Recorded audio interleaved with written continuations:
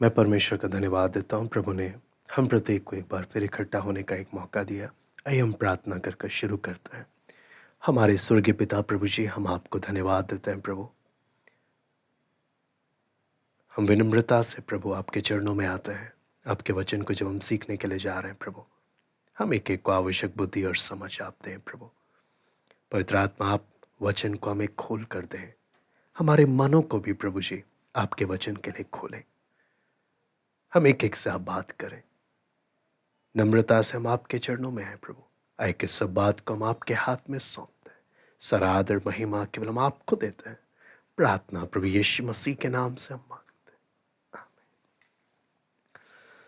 हम लोग बीते इस सीरीज में हम लोग देखते हुए आए कि किस प्रकार बाइबल विज्ञान की बातों को, विज्ञान की खोज करने से पहले ही परमेश्वर का वचन उन सब के बारे में बताता है, जबकि ये एक वैज्ञानिक पुस्तक नहीं है ना। ये कोई विज्ञान की पुस्तक नहीं है जिसमें हम विज्ञान की बातें ढूंढें। फिर भी ये परमेश्वर का वचन होने के कारण इसमें वो झलक हम देख सकते हैं कि ये सचमुच सृष्टिकर्ता के द्वारा लिखा गया पुस्तक है।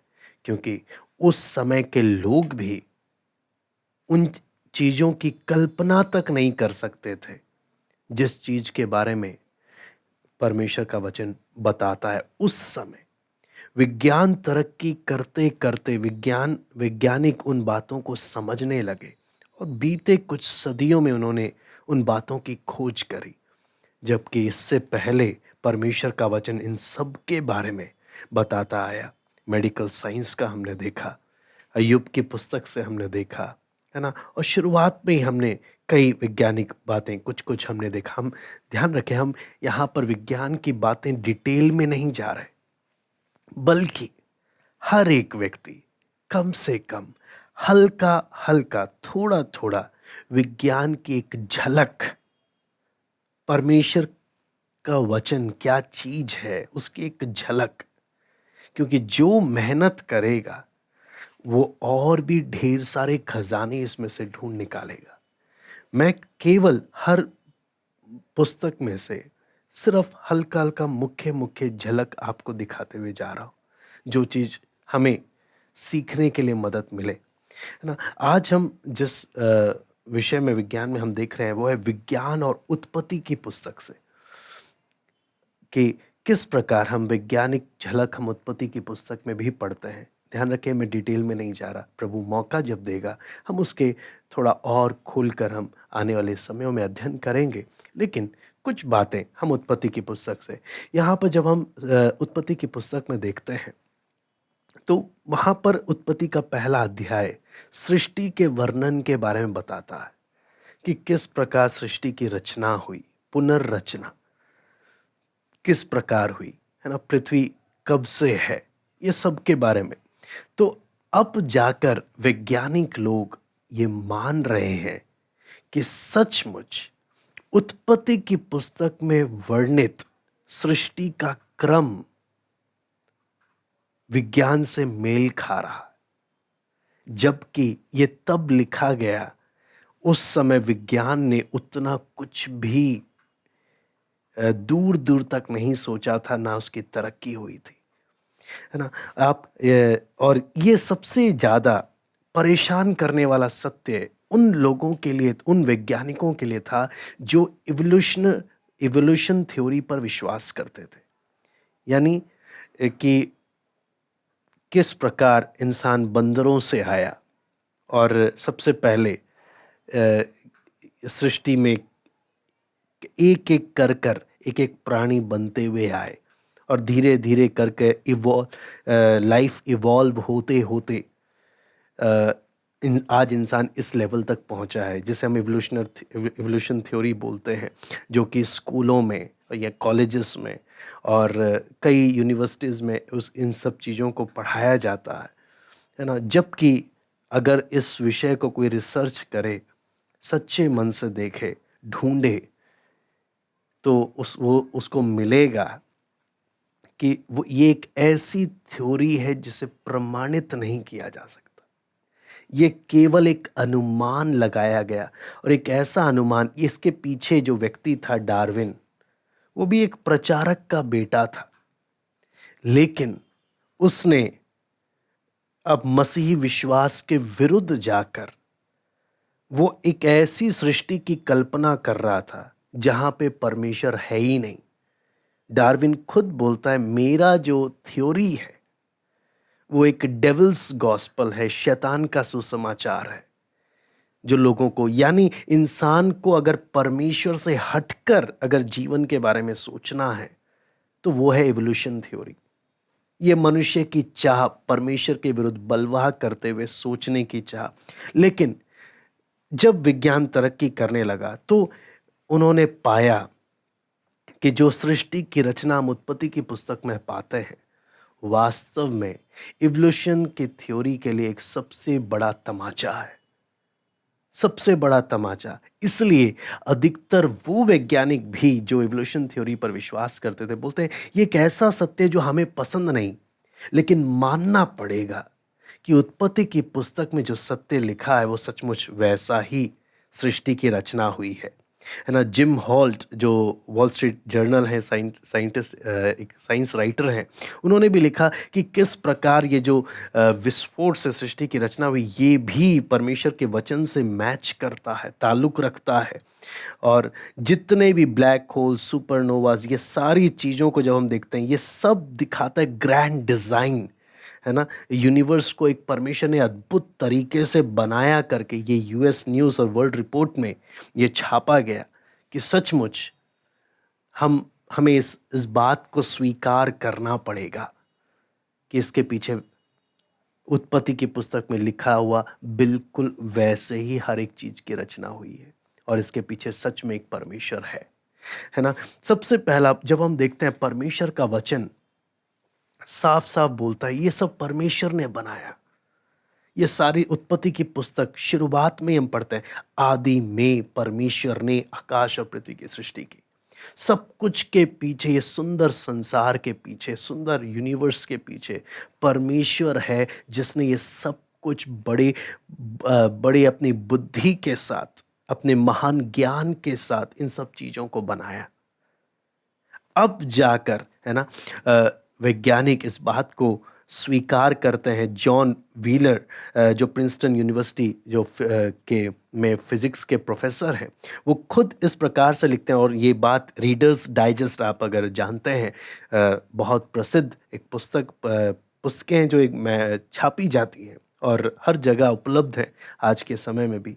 तो उसमें भी इस बात को उन्होंने लिखते हुए कहा कि अगर हल्का सा भी, स्लाइटली, फिजिक्स के लॉज में अगर हल्का सा भी बदलाव होता है, जैसे कि ग्रेविटी और इलेक्ट्रोमैग्नेटिज्म में हल्का सा भी अगर बदलाव होता, हल्का सा भी, ज़्यादा ज़रूरत नहीं है, हल्का सा भी बदलाव होता, तो इस पृथ्वी में जीवन संभव नहीं है। ये चीज़ साफ साफ बताता है कि इस पृथ्वी में जीवन संभव होने के लिए हर चीज बड़ी बारीकी के साथ सेट की गई है। 0.1% भी अगर आगे पीछे होगा तो जीवन संभव नहीं होगा। ये चीज साफ साफ दर्शाता है कि सचमुच इस पृथ्वी को किसी ने बड़ी बुद्धि के साथ एक एक चीज को सेट किया है, जिसके बारे में उत्पत्ति की पुस्तक में परमेश्वर बताता है कि उस परमेश्वर ने सब कुछ क्या किया है, बनाया है। आपको मालूम है, स्टीफन हॉकिंग, आप सब जानते हैं, एल्बर्ट आइंस्टाइन के बाद सबसे ज़्यादा प्रसिद्ध अगर कोई वैज्ञानिक थे तो स्टीफन हॉकिंग थे। वो भी एक इवोल्यूशनिस्ट थे, है ना, इवोल्यूशन की विचारधारा को मानने वाले थे। लेकिन उन्होंने भी इस बात को स्वीकारा कि यूनिवर्स और फिजिक्स के लॉज जब हम देखते हैं, वो बोलते हैं कि ये ऐसे लगता है कि ये सब कुछ हमारे लिए डिजाइन किया गया है, हम मनुष्यों के लिए, हम लोगों के लिए सब कुछ सेट किया गया है। यानी कोई ग्रैंड डिजाइनर है जो सब कुछ बना रहा है। जबकि एक इवोल्यूशनिस्ट है, वो इस विचारधारा को नहीं मानते, तब भी उन्होंने इस बात को कहा कि देखने से तो साफ ऐसा ही लगता है कि सचमुच कोई है। यानी इससे हमें क्या चीज़ मालूम चलता है कि मनुष्य के स्वभाव के बारे में मालूम चलता है कि बहुत बार जब हम किसी चीज़ को मानना नहीं चाहते, तो हम बहुत आर्ग्यू करते हैं, बहुत बहस करते हैं। लेकिन दिल में कहीं न कहीं हमें पता होता है कि नहीं, ये जो बोल रहे हैं, ये जो वचन जो बता रहे हैं ना, ये सचमुच वैसा ही है। लेकिन दिक्कत है, मैं मानना नहीं चाहता। इस कारण मैं मैं बहुत कुछ बोलता हूँ, मैं बहुत कुछ बोलता हूँ। लेकिन जो सचमुच सिंसियर है, मन का सच्चा है ना? वो जब परखता है, उसे साफ-साफ मालूम हो जाता है कि नहीं, ये जो लिखा है, ये जो बोल रहे हैं, वो सचमुच वैसा ही है ना? ये बात मैं आपको बोलता हूँ, साफ-साफ स्टीफन हॉकिंग ने भी इस बात के बारे में बोला। और ना सिर्फ इतना, उसके आगे जब हम बढ़ते हैं, स्पेसिफिक डिज़ाइन मैंने आपको बताया कि किस प्रकार स्पेसिफिक डिज़ाइन हमें इशारा देता है, उत्पत्ति की पुस्तक से कैसे मेल खाता है कि सचमुच एक ने इसे अद्भुत तरीके से बनाया है। दूसरा बात आता है कि परमेश्वर का वचन बताता है हम सबका एक ही पूर्वज है ना? आदम, जिसके द्वारा मनुष्य की रचना पृथ्वी में हुई, मानव जाति किस प्रकार दुनिया में फैली। आपको मालूम है, अब जाकर सारे विशेषज्ञ रिसर्चर्स ये बात मानने को मजबूर हैं कि इस दुनिया में जितने भी लोग हैं, सबका जीन्स, है ना, सबके जेनेटिक्स एक के साथ मैच खाते हैं, यानी इन सब का एक पूर्वज है। और आज बोलते हैं वैज्ञानिक भी कि इस बात को मानना पड़ेगा, पृथ्वी में एक स्पेसिफिक जगह में, एक विशेष स्थान में एक व्यक्ति के द्वारा सारे लोगों की रचना, सारे लोग आए, एक पुरुष, और वो भी नारी नहीं बोल रहा है, नर है। यानी उन्होंने पाया कि वाई क्रोमोसोम जो जीन्स है, वो सबसे स्टार्टिंग में था, और जो किसका था, जो आदम का था। और परमेश्वर का वचन साफ साफ कहता है पहले आदम बनाया गया, बाद में उसकी पसली में से हवा को परमेश्वर ने बनाया, है ना? और फिर वचन साफ साफ बताता है कि आदम और हवा के द्वारा मानव जाति सारी पृथ्वी भर में फैले। आज आपको मालूम है, और ये बात यूएस न्यूज़ और वर्ल्ड रिपोर्ट में ये छापा गया। इस रिसर्च को जब उन्हें पाया गया, उनको मालूम चला, तो उन्होंने इस बात को बताया कि सचमुच अब मानना पड़ेगा, सारे मानव जाति का आरंभ एक से शुरू हुआ है। जबकि परमेश्वर का वचन उत्पत्ति की पुस्तक में पहले ही इसके बारे में बता देता है। कहने का मतलब क्या है? लोग बाद में जाकर खोजबीन कर कर बातों को पता लगाते हैं, लेकिन परमेश्वर का वचन बहुत पहले ही सब कुछ बताकर हमें दिया है। सब कुछ बताकर। आपको मालूम है, हम कई बार दूसरे लोग क्या कहते हैं, हम उन्हें बहुत वैल्यू करते हैं, लेकिन परमेश्वर का वचन क्या कहता है, कई बार हम उसे महत्व नहीं देते। लेकिन जब बाद में जब कोई और खोज करके जब किसी चीज के बारे में बताता है, और बाद में पता चलता है कि नहीं, वचन में भी ऐसा ही लिखा है, तो फिर हम देखते हैं हाँ, सचमुच वचन में बात है। कहने का मतलब, आपको मालूम है, इंसान को एक दिन तो पता चलेगा, बड़े से बड़े वैज्ञानिक, हर एक को, कि एक स्वर्ग भी है, एक नरक भी है। वो मौत के पश्चात पता चलेगा, और वो भी एक बहुत बड़ी खोज होगी उनके लिए। लेकिन क्या तब कुछ बोलने का मतलब रह जाएगा? वचन में लिखी एक एक बात परमेश्वर ने समय से पहले हमारे भलाई के लिए, हमसे प्यार करने के कारण सब लिख कर दे दिया। सब लिख कर दे दिया। इंसान बाद में उन चीजों की खोज करके पता लगा रहा है। आपका और मेरा जीवन बहुत कीमती है, बहुत कीमती है। क्या मैं इसे वचन के अनुसार बिताना चाहूंगा, या मैं इंतजार करूंगा कि बाद में जब मेरा सारा जीवन लगभग खत्म हो गया, तब मैं अपने जीवन के बारे में सोचूं? इसलिए बहुत जरूरी है कि हम एक एक परमेश्वर के वचन को गंभीरता से लें, इसकी अहमियत को हम एक-एक समझें। आगे आपको मालूम है अगला जो बात आता है यूनिवर्सल फ्लड, जो जल प्रलय, जो परमेश्वर का वचन उत्पत्ति की पुस्तक में हम देखते हैं, जल प्रलय से पूरा पृथ्वी, परमेश्वर ने जो जल प्रलय भेजा है ना, उसमें सारी पृथ्वी पानी से डूब गई।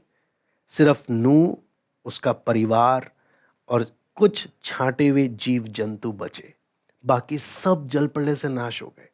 आज वैज्ञानिक और हर एक विशेषज्ञ इस बात को मानता है कि हमारे 85% रॉक्स, यानी 85% जितने भी चट्टान पहाड़े हैं वो सेडिमेंट्री रॉक से बने हैं। यानी वो इस बात को बताते हैं कि एक समय था पृथ्वी जल से भरी हुई थी। पूरी पृथ्वी किस बात को वापस इशारा करते हैं? वचन में लिखा है, वचन में लिखा है महाजल प्रलय आया था, सब लोगों को परमेश्वर ने नाश किया था, जल प्रलय से सब कुछ नाश किया था, है ना। तो एक एक घटना इंसान अब खोजबीन कर कर कर उस बात को जान रहा है, लेकिन परमेश्वर ने पहले ही कह दिया, हमारे हाथ में लिखित मिल गया। क्या आप और मैं इस वचन को उतना कीमती समझते हैं? आपको मैं लॉ ऑफ प्रोबेबिलिटी, ये भी उत्पत्ति की पुस्तक को बिल्कुल सटीक बताते हैं। ये नियम, ये सिद्धांत भी, हाँ, उन्होंने कई वैज्ञानिकों ने बोला अब मान के चलिए, क्योंकि विज्ञान के क्षेत्र में भी दो विचारधाराएं हैं। एक ग्रुप है क्रिएशनिस्ट, जो स्वीकार करता है कि सचमुच एक सृष्टि करता है, तो एक ग्रुप है इवोल्यूशनिस्ट, जो जानबूझकर इस विचारधारा को मानता है कि नहीं, हम किसी परमात्मा को नहीं मानते, ये सृष्टि के पीछे कोई नहीं है, ये सब कुछ बस ऐसे ही बन गया। तो उसके लिए वैज्ञानिकों ने जो मानते थे और जितने भी फिलोसफर्स थे, उन्होंने बोला सोच कर देखो, एक बड़ा टॉर्नेडो, एक बड़ा आंधी तूफान आ जाए, एक किसी जंकयार्ड में या किसी कबाड़ी की जगह में जाए और ऐसा तूफान आ जाए और उसके बाद एक बड़ा सुंदर सा बोइंग का जहाज बन जाए। क्या यह संभव है? क्या कोई भी तूफान, विस्फोट, कुछ भी एक सुंदर सी चीज को बना सकता है? उसकी प्रोबेबिलिटी क्या होगी? वो कितना संभव है? कैसे आप बोल सकते हो? अगर वो संभव नहीं है तो इवोल्यूशन की थ्योरी, जिसका कोई प्रमाण नहीं है, कोई प्रमाण नहीं। कई लोग इवोल्यूशन की थ्योरी को लेकर कई सारे बोलते हैं हमें ये बात मिला, हमें वो बात मिला। जब उसके डिटेल में जब हम लोग अध्ययन करेंगे तो मैं उस बातों को बताऊंगा। ध्यान रखें, जल प्रलय, पृथ्वी कोई अभी सिर्फ आदम हवा के साथ ही शुरुआत नहीं है। एक समय था जब इस पृथ्वी को पर लूसीफर राज्य करता था। उस समय में भी लोग थे। उत्पत्ति 1 का 1 और 1 का 2 के बीच में हजारों लाखों साल का, करोड़ों साल का गैप है। ये पृथ्वी अभी अभी नहीं बना है। मानव जाति का आरंभ लगभग 6 से 7 हजार साल पहले का दिखता है, लेकिन ये पृथ्वी बहुत पहले ही परमेश्वर ने बनाया, जिस पर लूसीफर राज्य करता था। और उस समय में भी लोग थे, और उनको जब देखते हैं तो वो आधे इंसान, आधे बंदर के रूप में जो दिखते हैं। ऐसे कितने लाइफ फॉर्म्स, ऐसे कितने प्राणियों के जो वैज्ञानिकों ने खोज करी है। उसका ये अर्थ नहीं कि वो इवोल्यूशन के थ्योरी को सपोर्ट करते हैं, क्योंकि इंसान और उनके बीच में कोई फॉसिल लिंक्स आज तक नहीं मिले हैं। कोई फॉसिल लिंक्स आज तक नहीं मिले। क्यों? इंसान अलग है और ये अलग है। ये हम ही एक मानव जाति, एक ऐसे प्राणी हैं जिन्हें परमेश्वर ने अपने स्वरूप और अपनी समानता में बनाया। उस समय के जो है उनको नहीं बनाया गया। तो ये उन बातों से बिल्कुल अलग है। फिर आ जाता है ओरिजिन ऑफ सेक्सेस, यानी जो रिप्रोडक्टिव सिस्टम्स हैं या नर और नारी हैं दोनों के, ये दोनों का आरंभ कैसे हुआ। परमेश्वर का वचन उत्पत्ति की पुस्तक बताता है कि परमेश्वर ने हर एक को नर और मादा कर कर बनाया।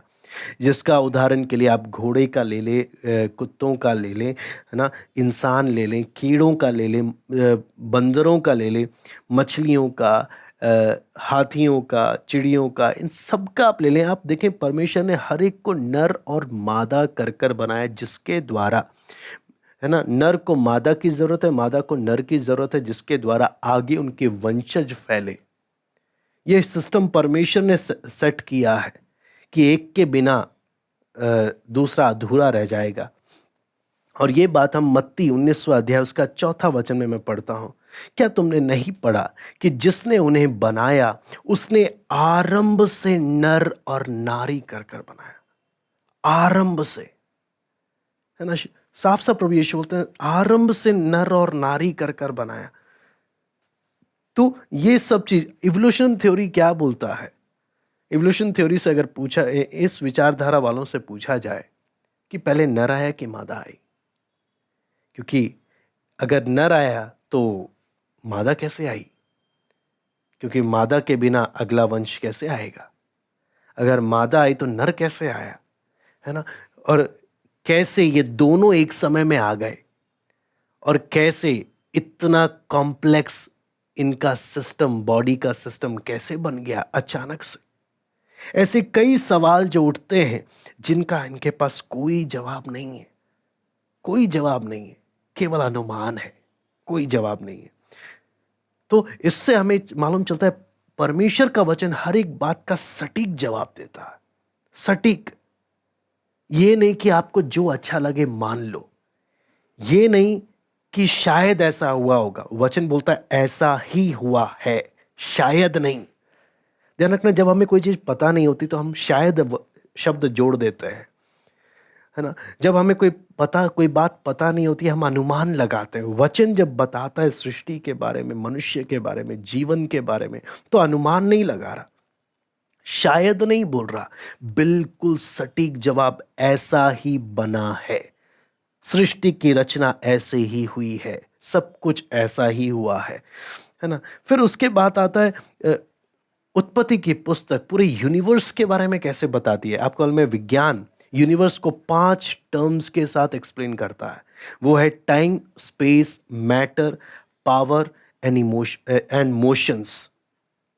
तो उत्पत्ति एक और दो साफ साफ ये सब बातों को कवर करता है। इन द बिगिनिंग या आदि में क्या चीज बताता है? समय के बारे में बताता है। गॉड क्रिएटेड, परमेश्वर ने बनाया। ये क्या चीज को दिखाता है? पावर। उसके बाद द हेवन, है ना, आकाश को यानी स्पेस को, अर्थ, है ना, पृथ्वी को यानी मैटर को, है ना, और परमेश्वर का आत्मा जल के ऊपर मंडरा रहा है, वो क्या चाहिए? मोशन को दिखा रहा है। तो ये सारे साइंस के एस्पेक्ट को उत्पत्ति पहला अध्याय 1 और 2 में हम पढ़ते हैं, जो पूरा क्लियर साफ साफ बताता है कि सचमुच ऐसा ही है। यानी विज्ञान ने जितनी भी चीजों को सचमुच देखा, परखा, खोजा, वचन उसके बारे में पहले से ही बता रहा है। लेकिन जो चीज प्रमाणित नहीं है विज्ञान की, केवल एक अनुमान है, और वो अगर वचन से मेल नहीं खाता तो वचन कभी कॉम्प्रोमाइज नहीं करता कि नहीं हम उसको भी मानते हैं करके, कॉम्प्रोमाइज नहीं करता, लेकिन सटीक जवाब जरूर देता है। फिर अगला बात जब आता है उत्पत्ति की पुस्तक में, हम देखते हैं परमेश्वर का वचन बताता है कि मनुष्य जानवर नहीं है, मनुष्य और जानवर में अंतर है। आपको मालूम है इवोल्यूशनरी जो थ्योरी है, जो विचारधारा है, वो क्या चीज बोलता है? कि इंसान एक इंटेलिजेंट एनिमल है। इंसान भी एक जानवर है, लेकिन इसकी बुद्धि विकसित हो गई है कर कर वो बोलता है। लेकिन परमेश्वर का वचन बोलता है नहीं। उत्पत्ति 1:26 में हम पढ़ते हैं, परमेश्वर का वचन कहता है आओ हम मनुष्य को अपने स्वरूप और अपनी समानता में बनाए। जानवर अलग है। जानवर के बारे में परमेश्वर का वचन बोलता है ये अलग है। ये और इंसान एक नहीं है, ये एक ही कैटेगरी के नहीं है। हाँ, दोनों को छठे दिन बनाया गया, लेकिन दोनों में अंतर है। एक शब्द की सामर्थ्य से आया है, दूसरे को परमेश्वर ने अपने स्वरूप और समानता में बनाया है। इंसान, क्या आपने कभी किसी जानवर को देखा है अदालत चलाते हुए, जहां उनकी पंचायत हो रही हो? क्या आपने किसी जानवर को देखा है पूजा करते हुए, प्रार्थना करते हुए? हाँ, क्या किसी जानवर को देखा है जो नई नई डिस्कवरीज कर रहा हो? केवल इंसान ही है जो सबसे अद्भुत और भयानक रीति से जिसे परमेश्वर ने बनाया। तो ये सब चीज हमें क्या चीज बताता है? मैंने आपको कुछ बातें, गिने चुने बातें, वो भी ऊपर ऊपर से एक झलक आपको दिखाया है कि किस प्रकार उत्पत्ति की पुस्तक और विज्ञान, जो प्रमाणित विज्ञान, कैसे मेल खाते हैं। लेकिन विज्ञान की खोज से पहले ही परमेश्वर का वचन सटीक जवाब देता है। मैं आपको बोलता हूं, जो सच नहीं बोलता वो दावा करते समय भी हिचकिचा जाता है कि क्या पता मेरी बात झूठी साबित हो जाए। लेकिन जो सच बोलता है वो तो देख लेना, मैंने जो कहा है ना, तुम ढूंढोगे तो भी वो सच मिलेगा। तो इसलिए हम जब ये सब बातें देखते हैं, विज्ञान की बातें और उत्पत्ति की पुस्तक, प्रभु जैसे हमें मौका देगा हम आगे भी इसके बारे में अध्ययन करेंगे, ताकि हम एक एक समझें इसके महत्व के बारे में। हम एक ऐसे समय में जब रहते हैं जहां कितनी बार लोग परमेश्वर के वचन के महत्व को नहीं समझते, और जहां स्कूल में, कॉलेजेस में और कई जगहों में जब इस तरीके से इसको दिखाया जाता है कि वचन कुछ भी नहीं है, या एक ईसाई लोगों की एक पुस्तक है, ये मनुष्य के द्वारा खुद की बुद्धि से लिखी हुई कोई बातें हैं, तो ऐसे समय में हर एक विश्वासी को चाहिए कि परमेश्वर के वचन को समझे, जाने और विश्वास में मजबूत हो जाए और औरों को भी मजबूत करें। आइए हम प्रार्थना कर हम समाप्त करते हैं। हमारे स्वर्गीय पिता प्रभु जी, हम आपको धन्यवाद देते हैं। कुछ समय प्रभु आपके चरणों में बिताने के लिए आपने मौका दिया। प्रभु हमें एक एक को मदद कर, ताकि हम आपके वचन की अहमियत को समझ सकें। विज्ञान धीरे धीरे धीरे कर चीजों का पता लगाता है और बाद में आप ही की बात को प्रमाणित कर देता है कि कैसे आपका वचन सत्य है। हमने देखा मनुष्य का मन कि सत्य जानने पर भी कितनों का मन नहीं होता उस सच्चाई को स्वीकार करने का, क्योंकि उन्हें अंधकार पसंद है। प्रभु हमें एक एक को मदद कर कि जब आपने हमारी आंखों को खोला है, सत्य को पहचानने के लिए आपने मदद किया है, प्रभु उतने ही जुनून के साथ, समर्पण के साथ, प्रभु विश्वास में मजबूत होते हुए आपकी महिमा के लिए जीवन बिताने के लिए हम एक एक को कृपा दें। धन्यवाद देते हैं आज की संगति के लिए, सब बात के लिए हम आपको धन्यवाद देते हैं। सरादर महिमा केवल हम आपको देते हैं। प्रार्थना प्रभु यीशु मसीह के नाम से